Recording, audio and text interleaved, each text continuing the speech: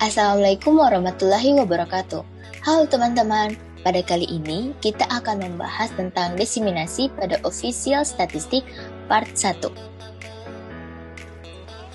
Nah, diseminasi adalah aktivitas yang membuat official statistik, analisis statistik, pelayanan statistik, dan metadata dapat diakses oleh pengguna menurut UNICEF tahun 2018.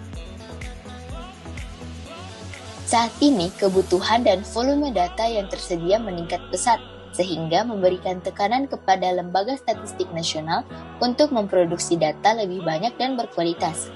Cara pengguna mengonsumsi data telah berubah, maka lembaga statistik nasional harus beradaptasi untuk melakukan interaksi dengan pengguna di sosial media.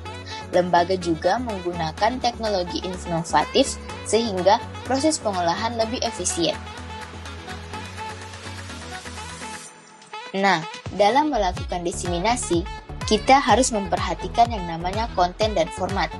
Menurut konten, jenis statistik dibagi menjadi 3 subject matter. Yang pertama, statistik demografi dan sosial, yang memuat statistik tentang populasi, tenaga kerja, pendidikan, kesehatan, pendapatan, jaminan sosial, dan budaya. Yang kedua yaitu statistik ekonomi, yang memuat neraca nasional, statistik bisnis, neraca perdagangan, indeks harga, statistik sektoral, dan statistik sektor publik. Dan yang ketiga, statistik lingkungan dan multidomain, yang memuat statistik lingkungan, statistik jenis kelamin, angka kemiskinan, statistik IT, statistik regional, dan area kecil lainnya.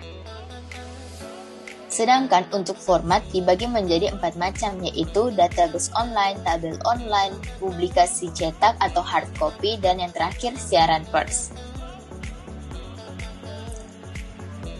Nah, jika berbicara tentang jadwal rilis, biasanya dalam penetapan jadwal rilis berdasarkan dengan jadwal pada kalender yang telah ditetapkan. Tujuannya agar mencegah campur tangan manipulasi politik sehingga meningkatkan kredibilitas lembaga statistik nasional. Hal-hal yang harus diperhatikan dalam jadwal rilis. Yang pertama, perilisan statistik reguler dan ad hoc harus diumumkan melalui jadwal rilis 12 bulan dan memberikan spesifik tanggal setidaknya 4 minggu sebelumnya. Yang kedua, perubahan tanggal prarilis harus disetujui oleh kepala ahli statistik dan diumumkan disertai alasannya. Yang ketiga, praakses statistik yang belum dirilis dibatasi hanya untuk orang-orang terlibat dalam produksi statistik. Yang keempat, statistik dan data harus dirilis tepat waktu pada interval yang dapat memenuhi kebutuhan pengguna jika memungkinkan. Yang kelima, nama dan kontak informasi pimpinan atau analisis statistik yang bertanggung jawab dalam produksi harus dimuat dalam statistik yang dipublikasi. Dan yang terakhir, kebijakan pers atau lainnya yang menggunakan official statistik sebagai referensi harus diterbitkan terpisah dan memuat tautan sumber. Nah, selanjutnya aksesibilitas data. Syarat aksesibilitas data diikuti dalam WCAG 2.0. Yang pertama dapat dibaca, yang kedua dapat dioperasikan, yang ketiga dapat dipahami, dan yang keempat kuat. Nah, itu tadi materi pada kali ini. Semoga dapat dipahami ya. Terima kasih and bye.